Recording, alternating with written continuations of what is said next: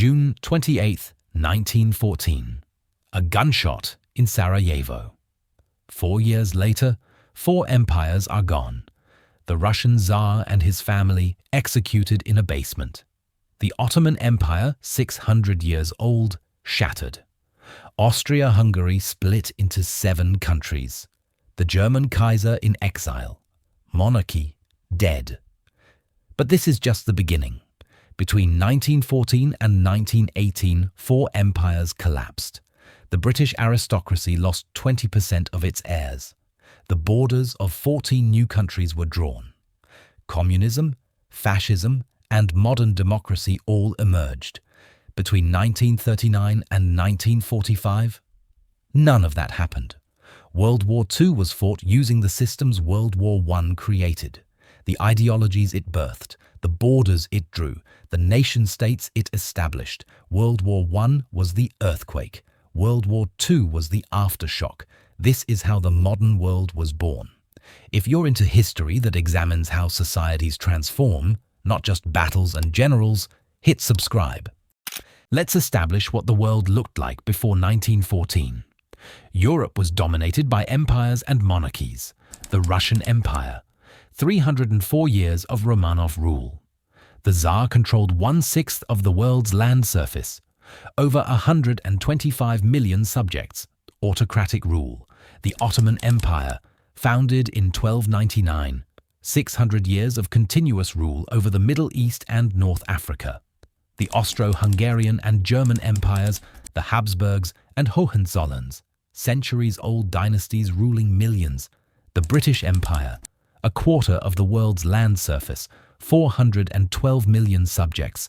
The French Empire, second largest colonial empire, monarchs ruled by divine right. Aristocracy was the natural ruling class. Empires were the standard political unit. Class hierarchy seemed unchangeable. In Britain, aristocrats owned the land. Women couldn't vote. The social order was rigid. In Russia, serfs had only been freed in 1861. Most were still peasants. In Germany, the officer corps was exclusively aristocratic. The system had existed for centuries. It seemed permanent. Then came August 1914, and in 4 years, it was gone. But how do you kill a system that's lasted 1,000 years? You don't overthrow it, you make it irrelevant, and that's exactly what happened. World War I ended monarchy as a legitimate form of rule in Europe. 4 major empires collapsed. Start with Russia. March 1917. Food riots. The army refuses to fire on protesters. Tsar Nicholas II abdicates. The Romanov dynasty ends. November 1917. The Bolsheviks seize power. Lenin establishes the world's first communist state. July 1918. The Romanov family is executed in the basement of the Ipatiev house. The execution is chaotic. The Grand Duchesses had sewn diamonds into their corsets. The gems deflect bullets. Executioners resort to bayonets. The bodies are burned, doused with acid, thrown into a mineshaft. In 1991, 9 bodies are recovered. In 2007, the last 2 children are found. The entire family erased. 304 years of dynasty ended. Now the Ottoman Empire, October 1918. The Ottomans surrender. 1919 to 1923. The empire is carved up. British take Iraq, Palestine, Transjordan. French take Syria and Lebanon. The entire Middle East is redrawn. Sykes-Picot Agreement. Borders drawn on maps in London and Paris. No consideration for ethnic or religious divisions. Iraq was created by mashing together 3 Ottoman provinces. Kurds in the north, Sunni Arabs in the center, Shia Arabs in the south. 3 groups who didn't want to share a country, forced into one state. Syria became a French mandate with borders that ignored every ethnic and religious reality on the ground. Palestine became a British mandate. The Balfour Declaration of 1917 committed Britain to supporting a Jewish homeland while also protecting the rights of non-Jewish communities. Britain made promises it couldn't keep to both groups. The Ottoman collapse didn't just end an empire, it created a powder keg that's still exploding today.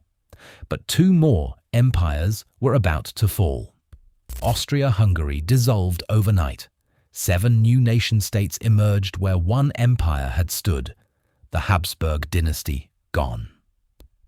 In Germany, Kaiser Wilhelm abdicated on November 9, 1918, and fled to the Netherlands. The Weimar Republic was born, but it arrived in defeat and humiliation. And the poison started spreading immediately.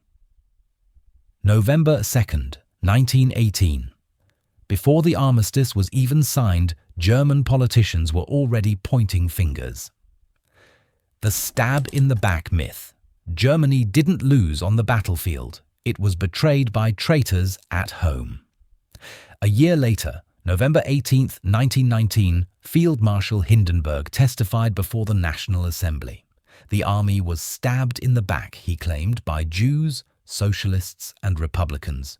He even made up a quote from a British general to make the lie sound credible. The myth that would put Hitler in power wasn't born in the 1930s.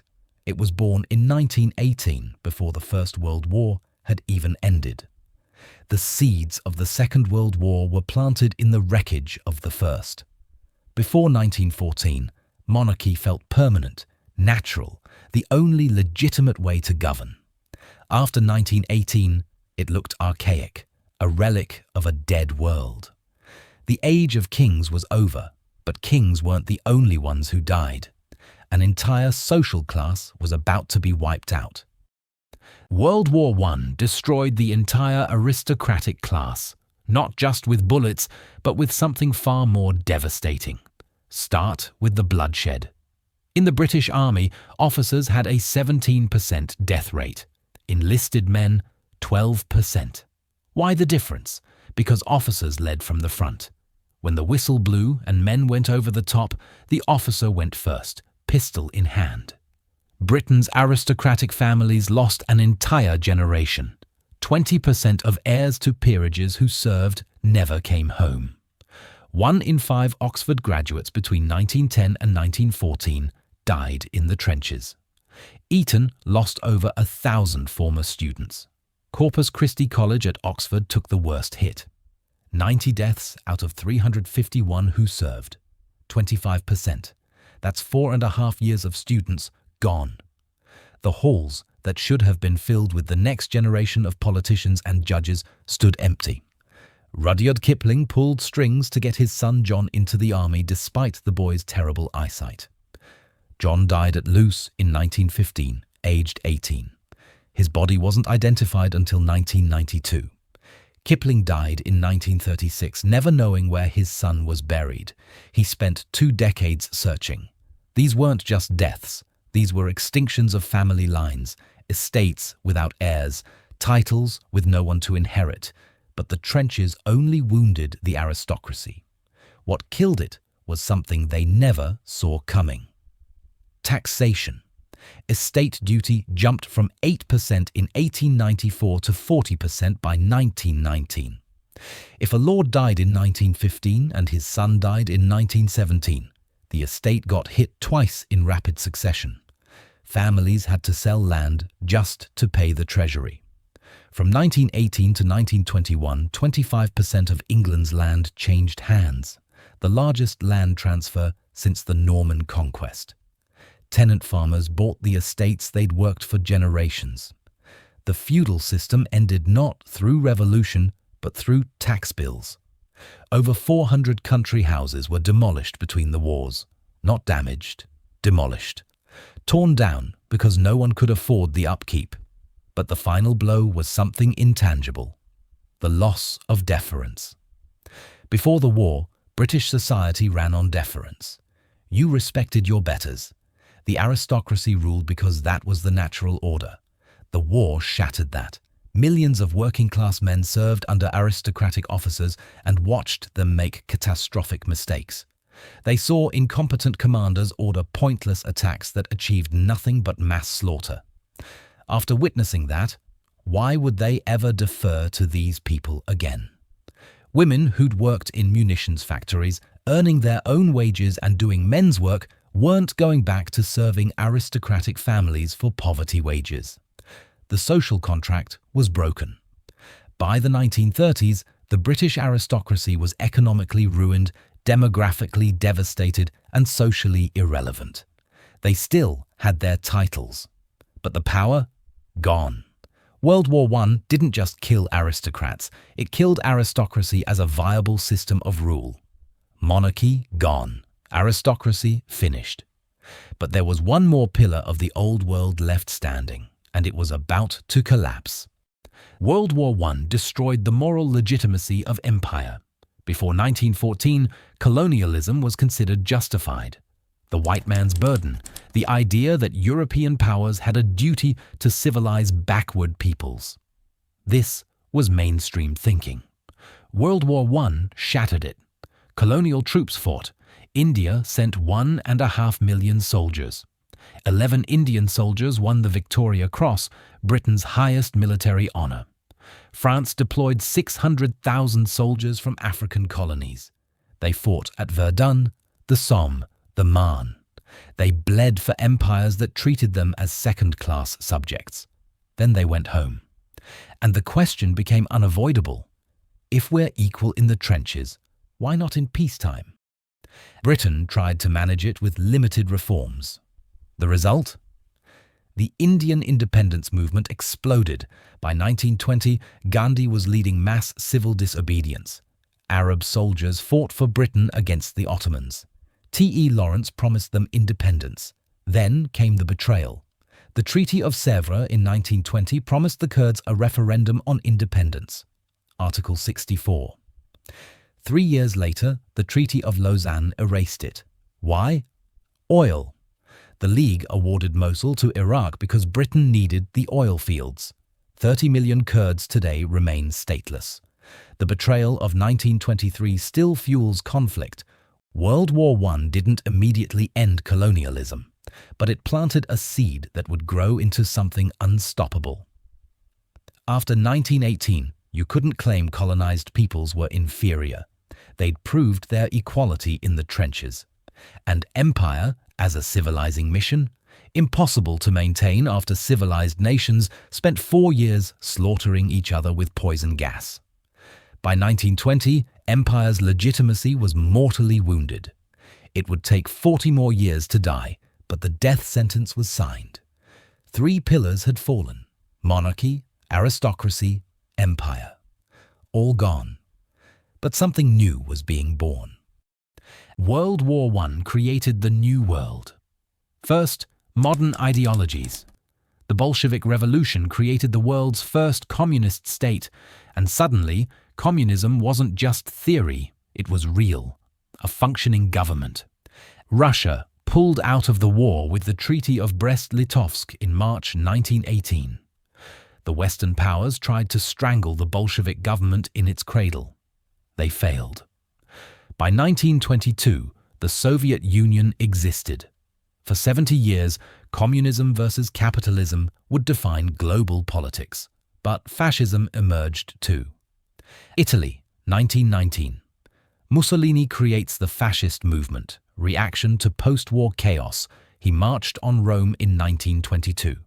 Dictator by 1925. Germany, 1920. The Nazi Party founded. The conditions? Created entirely by World War I. Versailles. Reparations. Hyperinflation. National humiliation. Hitler exploited all of it.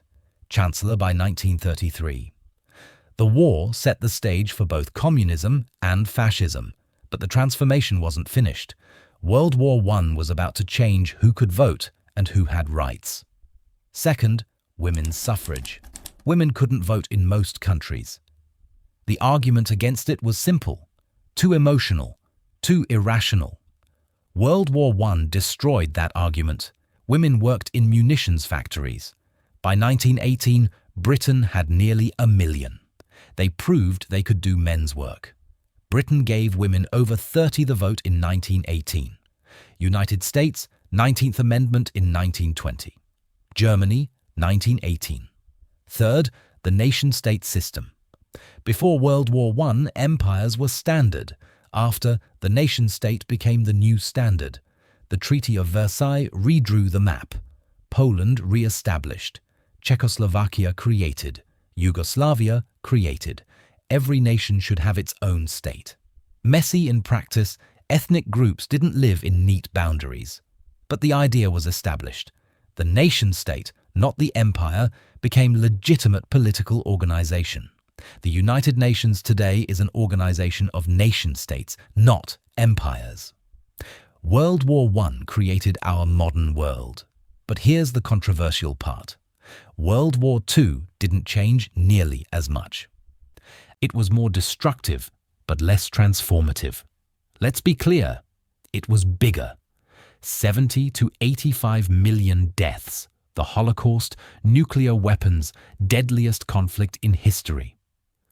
But did it fundamentally change how civilization was organized? Decolonization accelerated afterward. India gained independence in 1947, but the moral case for empire was already destroyed by 1920.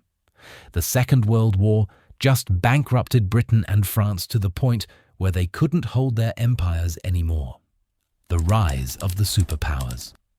After 1945, the US and USSR dominated the globe, but the United States was already the world's largest economy by 1920.